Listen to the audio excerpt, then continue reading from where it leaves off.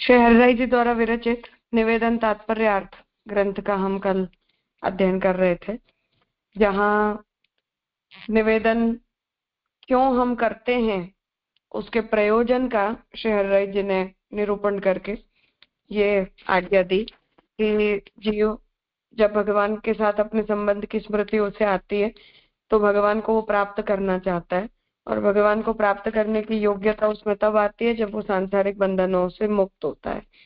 इसलिए वो जब सांसारिक पदार्थों को भगवान ने अपने लिए बनाए हैं ऐसा जब उसे ज्ञान होता है, तब वो भगवान के प्रति निवेदन करता है, समर्पण करता है, जिसमें विप्रयोग भगवान से दूर होने की जो भावना है वो हमारी इंद्रियों को भगवत संबंध करवाने में तीव्रता प्रदान करने वाली होती है।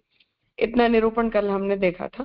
अब इसमें जो एक विशेष टिप्पणी प्राप्त है उसे यहाँ बता रहे हैं कि अक्षरांश देवा द्विविधाः केवल मर्यादायां स्थिताः साधन पराः तेषां मुक्तिः एव फलम्।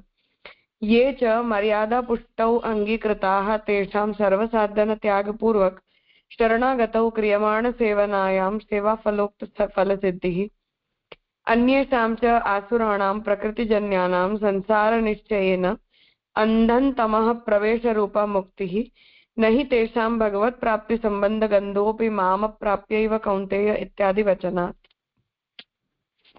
अक्षर ब्रह्म के अंशभूत दैवी जीव दो प्रकार के होते हैं। तो जीवात्मा जो अक्षर ब्रह्म से पैदा होते हैं वो दो प्रकार की हैं। उनमें से एक तो केवल मर्यादा में ही रहे हैं, तो एक जीव मर्यादा मार्गी है, वे वेदादि में वर्णित साधन करके मोक्ष रूप फल को प्राप्त करते हैं, उनको मोक्ष फल मिलता है, अधिक नहीं। तो जो मर्यादा जीव हैं उन लोगों का साधन वेदाश्रित है और उन्हें वेद में बताया हुआ फल ही मुक्ति आदि प्राप्त होते हैं। जिनका अंगीकार मर्यादा पुष्टि में हुआ है वे तो मर्यादा के सब साधनों को तिलांजलि देकर प्रभु की शरण में जाते हैं, अथवा तो मर्यादा मार्ग के साधन ही ऐसे जीवों को छोड़कर चले जाते हैं। पर मर्यादा मिश्र पुष्टि में जिनका अंगीकार होता है वो सब तो मर्यादा मार्गीय साधनों को छोड़ के भगवान की शरणागति चाहते हैं, या मर्यादा मार्गीय साधनों से वो निवृत्त हो जाते हैं। शरण में अर्थात हरिराय जी ये कहते हैं कि ऐसी साधन की फिर भी जो अवस्था होती है वो मर्यादा मिश्र होती है, शुद्ध पुष्टि की नहीं होती है। इसलिए आपने यहाँ मर्यादा पुष्टि शब्द का जो है वो प्रयोग किया है। शरण में जाने के पश्चात वे जीव प्रभु की सेवा करते हैं और सेवा करते करते रसमय प्रभु के साथ अलौकिक आनंदमय अनेक भोगों का उपभोग करते हैं। सेवा फल ग्रंथ में कहे गए इस फल की उनको प्राप्ति होती है। तो ये जो जीव हैं वो सेवा करते करते जब उनका मन पूर्णतः प्रभु में लग जाता है और भगवान में उन्हें अलौकिक सामर्थ्य की प्राप्ति होती है, तब वो शुद्ध पुष्टि हो जाते हैं, अर्थात पुष्टि पुष्टि में उनका अंगीकार होता है और सेवा फल में बताया हुआ अलौकिक सामर्थ्य रूप जो फल है वो उन्हें प्राप्त होता है। जो प्रकृति माया से उत्पन्न हुए हैं ऐसे आसुरों को तो संसार में भटकने का निश्चय हुआ है, पर जो प्रकृति माया से उत्पन्न शुद्ध रूप से प्राकृत आसुरी जीव हैं ऐसे असुरों को तो संसार में जन्म मृत्यु के चक्र में ही जीना निश्चित है। अतः उन लोगों को अंधतमस नाम के महानरक में प्रवेश रूप मुक्ति मिलती है, तो उन लोगों का तो फिर अंततः अंधन तमस में प्रवेश हो जाता है। उन लोगों को प्रभु प्राप्ति के संबंध की गंध भी नहीं, क्योंकि प्रभु ही श्रीमुख से गीता में आज्ञा करते हैं। तो ये जो आसुरी जीव हैं उन लोगों को तो भगवान किसी भी स्थिति में कभी भी प्राप्त हो ही नहीं सकते, ऐसा भगवान ही आज्ञा करते हैं। हे अर्जुन, वे आसुर जीव बिना मुझे प्राप्त किए अधम गति को प्राप्त होते हैं, उनको आसुर योनि में ही मैं पटकता हूँ। तो गीता जी में भगवान ये आज्ञा करते हैं कि ऐसे जो जीव हैं उन्हें तो भगवान हीन फल ही प्राप्त करवाते हैं, उन लोगों का कभी भी भगवत संबंध नहीं होता। इसलिए जो मर्यादा और पुष्टि जीव हैं उन लोगों के फल की यहाँ व्यवस्था बता के पुष्टि जीवों का जो है वो अधिकार भगवत प्राप्ति में है ऐसा आप निरूपित कर रहे हैं।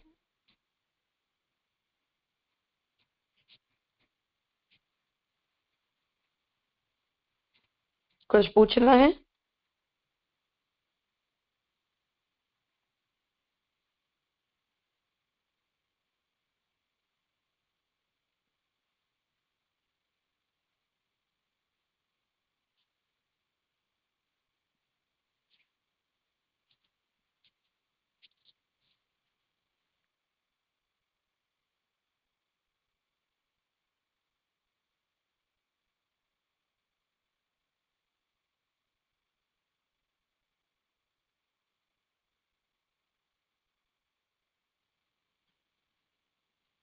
हाँ प्रणव भाई। प्रणाम राजा। राजा एक कल जो विषय आया था, जो मतलब क्योंकि निवेदन मंत्र के उस संदर्भ में बात आ रही है, तो यहाँ पर जो मतलब जो तात्पर्य समझाया वहाँ पर श्री हरिराय जी ये आज्ञा करे या साथ में जो विवेचन आ रहा है उसमें ये बात आ रही है कि कोई प्रकार से मतलब इस विवेचन में तो प्रभु प्राप्ति की इच्छा है, मतलब जो ताप कलेश है उससे प्राप्ति की इच्छा है। और जो पूर्व सर्वात्म भाव के संबंध में जो ग्रंथ आया वहां पर एक जगह जाकर ये भी कह रहे हैं कि नहीं, वो इच्छा जो है वो तो फिर काम भाव हो गया। सर्वात्म भाव तो वो स्टेज है जहाँ पर उसकी भी इच्छा नहीं रहती है। तो क्या ये प्रारंभिक अवस्था है और पूर्व पूर्व जो ग्रंथ है उसमें आगे की बातें वैसे समझेंगे? आ, हाँ, वहां जो हरिराय जी आज्ञा कर रहे हैं वो इस कॉन्टेक्स्ट में नहीं है। जो विप्रयोग आदि की अवस्था और फिर वहां होने वाले जो फल की व्यवस्था हरिराय जी ने बताई है वो यहाँ हम्म। नहीं है। ये तो निवेदन के द्वारा होने वाला अंततः अलौकिक सामर्थ्य का जो फल है उस संदर्भ में ही ये निरूपण है।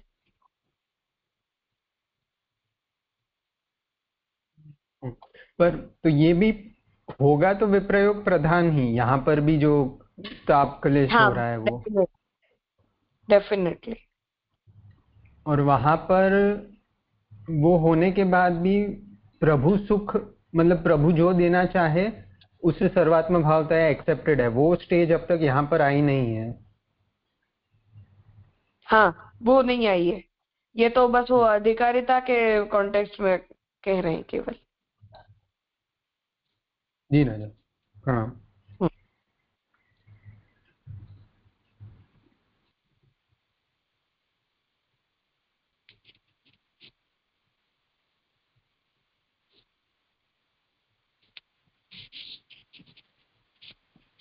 ठीक है।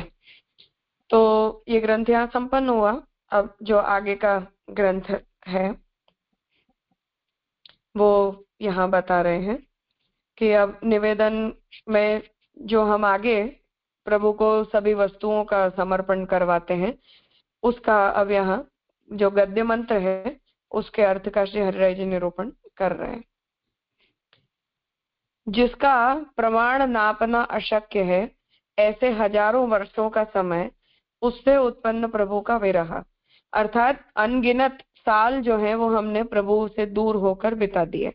तो ऐसे हजारों वर्षों से उत्पन्न प्रभु के प्रति का विरह, उसके कारण उत्पन्न ताप और क्लेश से आनंद का तिरोभाव। तो जो भगवान का विरह है उसके कारण ताप और क्लेश उत्पन्न हुआ। अब हमें किसी प्रकार के कोई आनंद की, सुख चैन की कोई अनुभूति नहीं होती है। हम ऐसे आनंद रहित हुए। ऐसी स्थिति में पंच महाभूत आकाश, वायु, तेज, जल और पृथ्वी से बनी हुई देह, पंच कर्मेंद्रिय, पंच ज्ञानेन्द्रिय, दस प्राण, मन, बुद्धि, चित्त, अहंकार, इन चार प्रकारों का अंतःकरण, उनके धर्म जैसे कि देह का हिलना चलना, इंद्रियों की तत्त प्रवृत्ति, प्राणों की तत्त प्रवृत्ति, अंतःकरणों की तत्त प्रवृत्ति, ये देह, इंद्रिय, प्राण, अंतःकरण के धर्म, ब्रह्म संबंध से सर्व के देह और जीव से संबंधित 5 प्रकार के दोषों की निवृत्ति होती है। इससे निर्दुष्ट वे सर्व तथा दास, दार, स्त्री, आगार, घर, आप्त, कुटुंब, वित्त, धन, उन सब से संबंधित प्रवृत्ति और अन्य सर्व, ऐश्वर्य, वीर, यश, श्री ज्ञान, वैराग्य, इन 6 गुणों से संपन्न भगवान श्री कृष्णचंद्र जी को आत्मा जीव के साथ समर्पित करता हूँ।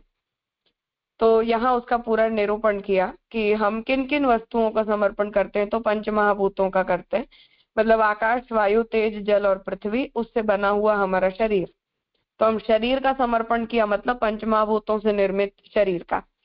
5 कर्मेंद्रिय, 5 ज्ञानेन्द्रिय, 10 हमारे प्राण, मतलब प्राण वायु और उसके अभिमानी देवता, मन, बुद्धि, चित्त और अहंकार, ये चारों का बना हुआ हमारा अंतःकरण, उनके धर्म, मतलब मन का धर्म, बुद्धि का धर्म, चित्त का धर्म और अहंकार का धर्म, और इंद्रियों का धर्म। तो बता रहे कि देह का धर्म क्या, हिलना चलना वगैरह, इंद्रियों की, कर्मेंद्रियों और ज्ञानेंद्रियों की अपनी अपनी प्रवृत्ति, प्राण वायु की और उनके देवताओं की अपनी अपनी प्रवृत्ति, अंतःकरण में मन बुद्धि चित्त अहंकार का अपना अपना कार्य, और देह प्राण इंद्रिय अंतःकरण के धर्म मतलब उनसे जुड़े हुए विषय, ब्रह्म संबंध से सर्व के देह और जीव से संबंधित 5 प्रकार के दोषों की निवृत्ति होती है।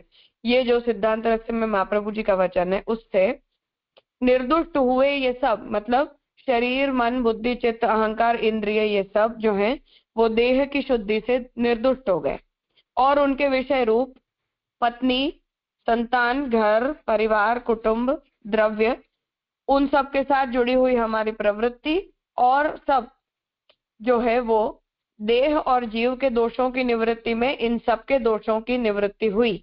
ऐसा कह के ऐश्वर्य वीर यश श्री ज्ञान वैराग्य, इन 6 गुणों से संपन्न भगवान श्री कृष्ण चंद्र जी को, तो ब्रह्मज्ञान मंत्र में जब हम भगवान शब्द का उपयोग करते हैं तो भगवान मतलब इन 6 गुणों से संपन्न भगवान श्री कृष्ण, ऐसे कृष्ण को आत्मा जीव के साथ समर्पित करता हूँ। तो तब हम इन सब के साथ अपने आप को ऐश्वर्य आदि गुणों से संपन्न भगवान श्री कृष्ण के प्रति समर्पित करते हैं। सब समर्पित होने से मैं प्रभु का दास हुआ। हर वस्तु भगवान के प्रति समर्पित होने के कारण मैं भगवान का दास हुआ। कृष्ण तवास्मी, यह पंचाक्षर मंत्र है। तो हम भगवान के दास हुए और अंत में हम कृष्ण तवास्मी जो बोलते हैं ये पंचाक्षर मंत्र है, अर्थात हे कृष्ण मैं आपका दास हूँ। प्रभु का वचन है कि जो मेरी शरण में आता है उसे मैं अभय दान देता हूँ, वह अभय दान मुझे दीजिए। तो दासत्व स्वीकार करके हम अपनी भगवान के प्रति शरणागति को बताते हैं, और शरणागत की रक्षा करने का भगवान ने प्रण लिया है, इसलिए हम जब शरणागत होते हैं तो हमारी रक्षा करने के लिए प्रभु प्रतिबद्ध हो, ऐसी हम अंततः प्रभु से विनंती करते हैं।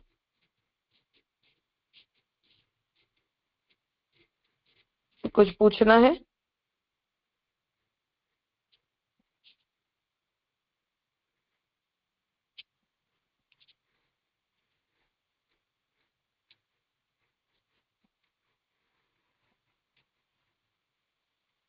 हम क्योंकि ब्रह्मसोन मंत्र नहीं बोल सकते इसलिए उसका विवेचन नहीं किया है, पर आप सब लोगों का दीक्षा हुई है तो उस मंत्र के प्रत्येक शब्द का अगर हम विचार करें तो उस प्रत्येक शब्द के अर्थ का जो है वो विवेचन श्री हरिराय जी ने यहाँ किया है। तो आप लोग जो मंत्र हम बोलते हैं उस पूरे मंत्र को इस विवेचन के साथ जोड़कर देखेंगे तो प्रत्येक शब्द के अर्थ तात्पर्य को हरिराय जी ने यहाँ स्पष्ट कर दिया, वो क्लियर हो जाएगा।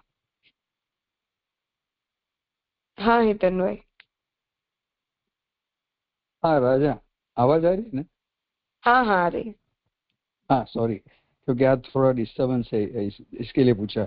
अब यहाँ जो हरिराय महाप्रभु ने बताया कि प्राणों की तत्त प्रवृत्ति, अंतःकरणों की तत्त प्रवृत्ति, फिर से उन्होंने ये कहा कि देह इंद्रिय प्राण अंतःकरण के धर्म, तो ये पूरा मीन्स दोनों बार आया, तो कैसे संबंध प्रवृत्ति और धर्म में, कैसे डिफरेंस?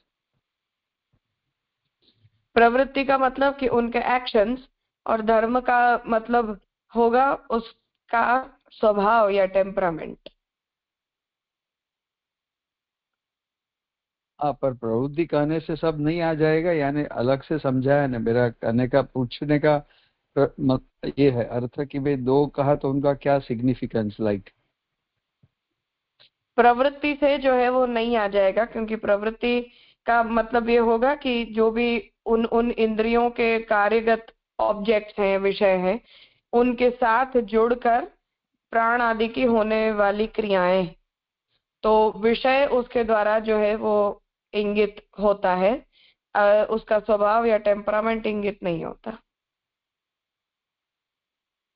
माने धर्म में विषय इंगित होगा, वो इंद्रिय का, प्राणों का? हाँ, धर्म से विषय नहीं, कार्य से विषय इंगित होगा, धर्म से स्वभाव इंगित होगा। अच्छा, हाँ जी राजा, जी राजा। हम्म। और अर्थात शरणागति मन में मीन, जैसे संकल्प विकल्प करना मन की वृत्ति है तो हम उसे मन का धर्म कहेंगे, और जिस वस्तु के संबंध से या जिस वस्तु के आश्रय से मन में संकल्प विकल्प की प्रवृत्ति उत्पन्न होती है, उस वस्तु के साथ मन का होने वाला संग या मन का कार्य कहा जाएगा। कि मन ने इन 10 वस्तुओं में संकल्प विकल्प की प्रवृत्ति की तो वो उसका कार्य बना, और संकल्प विकल्प करना ये मन का धर्म। जी राजा। हाँ क्लियर राजा। ठीक। हाँ जयश्री। हाँ राजा, दंडवत प्रणाम। यहाँ बताया ना कि इससे निर्दोष वे सर्व में आपने बताया कि दारा, स्त्री, आगर, पुत्र, घर, तो वो सब निर्दोष हो जाते हैं ऐसे। जैसे गंगाजल में, गंगाजल के एग्जाम्पल दिया है वहाँ सिद्धांत वस्तु कोई निर्दोष नहीं होती है, वस्तु कोई भी निर्दुष्ट नहीं होती है। वस्तु के साथ जुड़ा हुआ हमारा भाव निर्दुष्ट होता है, मतलब ममता निर्दुष्ट होती है। वस्तु में तो हम भी निर्दुष्ट नहीं होते, तो हमसे जुड़े लोगों के निर्दुष्ट होने का तो प्रश्न ही नहीं। तो वो दारा, स्त्री, आगार, पुत्र, घर जो भी है वो उसके साथ जुड़ने से सब वो निर्दुष्ट होता है, ऐसा भाव रखना, वो ऐसा हुआ? नहीं, हमारी ममता निर्दुष्ट हुई। ओके। हाँ राजा।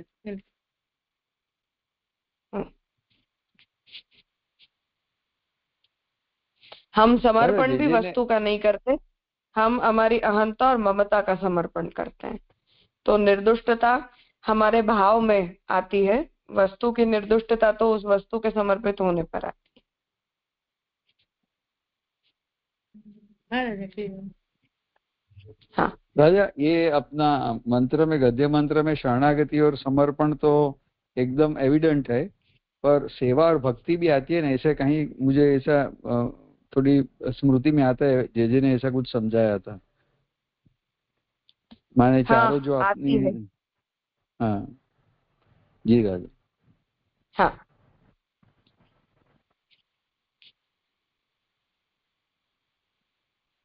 मास्टर जी कुछ पूछ रहे थे आप?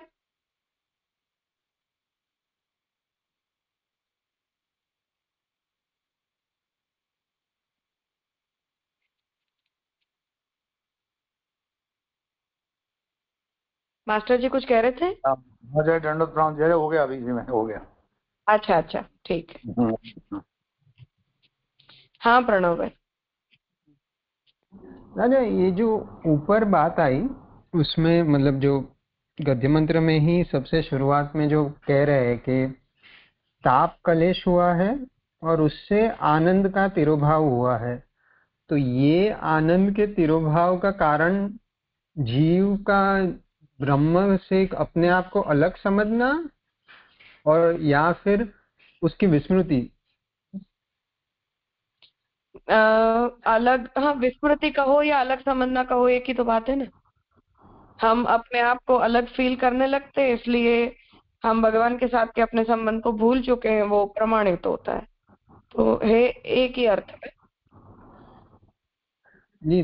तो ये जो तिरोभाव हुआ उससे ये पूरे जो समर्पण की पूरी बात आई, तो उससे वापस आनंद सहितता होनी, या उससे मतलब जो शुरुआत में आनंद रहितता की बात है वो तो सिद्ध कहाँ, मतलब वो तो वैसे का वैसा ही रहा, जो मतलब समर्पित सब कुछ प्रभु को कर दिया, पर फिर भी अभी भी वो अभेद है। और अभी भी एक तरह से देखे जो श्री हरिराय जी बात बता रहे हैं, तो वो तो चाह ही रहे हैं कि ये ताप कलेश वैसे का वैसा बना रहे हैं।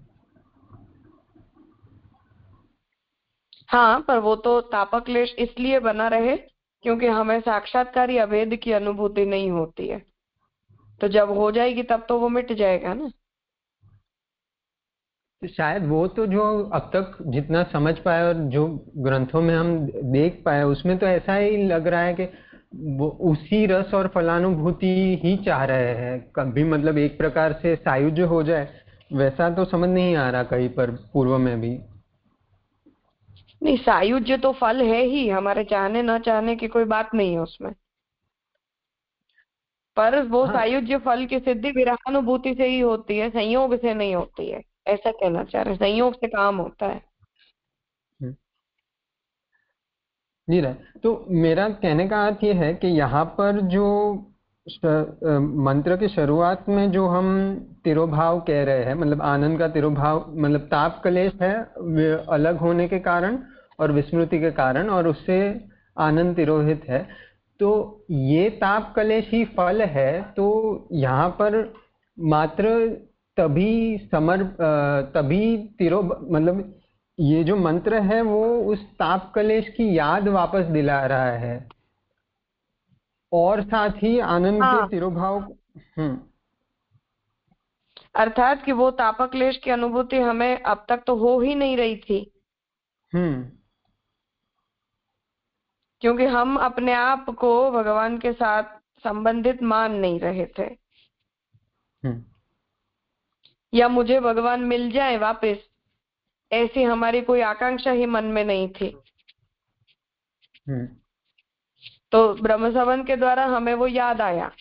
अब हम अपने आप को भगवान से दूर नहीं रहने देना चाहते, इसलिए हमने निवेदन कर दिया। निवेदन कर देने पर अब हमारे हृदय में वो विप्रयोग की अग्नि जैसे जैसे बढ़ेगी, ऐसे ऐसे हम फलानुभूति के करीब जाते जाएंगे, और फिर वो विप्रयोग की अनुभूति एक पॉइंट पर इतनी ज्यादा बढ़ेगी कि अब हम भगवान के बिना रह नहीं सकते। और जब नहीं रह सकते तो वो आग और गोला लोहे का जैसे एक हो जाते हैं, उस तरह से हमारी आत्मा का भगवान में पूर्ण सायुज्य हो जाएगा, जो अभेदानुभूति। तो जो यहाँ पे अभी जो आनंद रहितता की अनुभूति हुई है वो तो बनी ही रहेगी, पर और वो बनी रहे उसके लिए ये सब पूरी समर्पण की प्रक्रिया है। और फलानुभूति के रूप में, यद्यपि श्री हरिराय जी तो यही कह रहे हैं कि वो बनी रहे वो ही फलानुभूति है, पर नियति अनुसार वो भी एक समय वो आनंद सहितता वापस प्राप्त होगी। हाँ, उसी से वो सायुज्य होगा, मतलब विप्रयोग से ही सायुज्य फल होगा। जी राजा, प्रणाम। हम्म।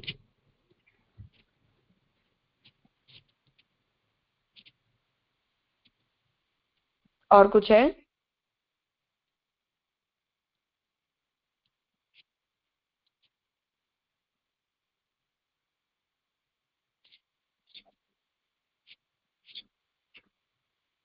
प्रणव भाई कुछ कहना है? हाँ, मतलब ये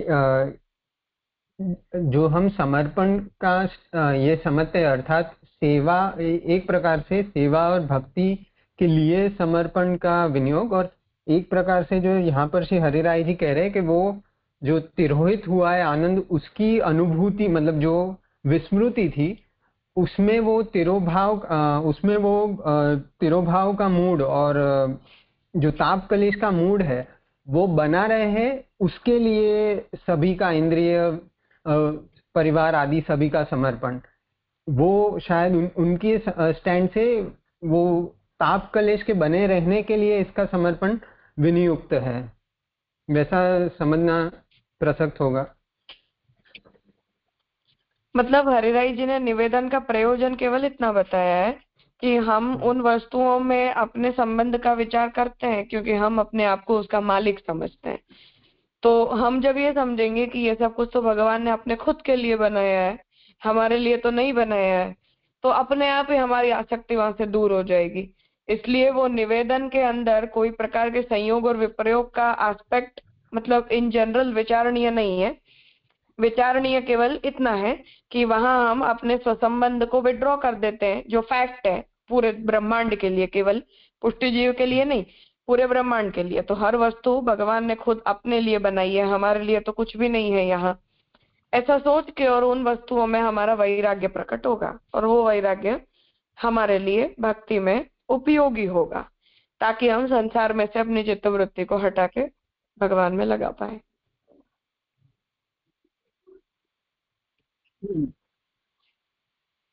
जी राज, मतलब वो ही, अच्छा।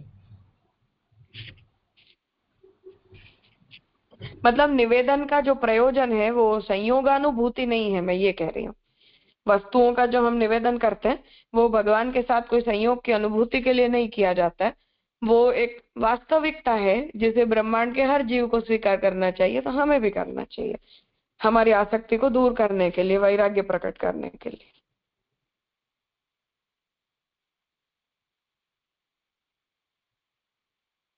जी राजा।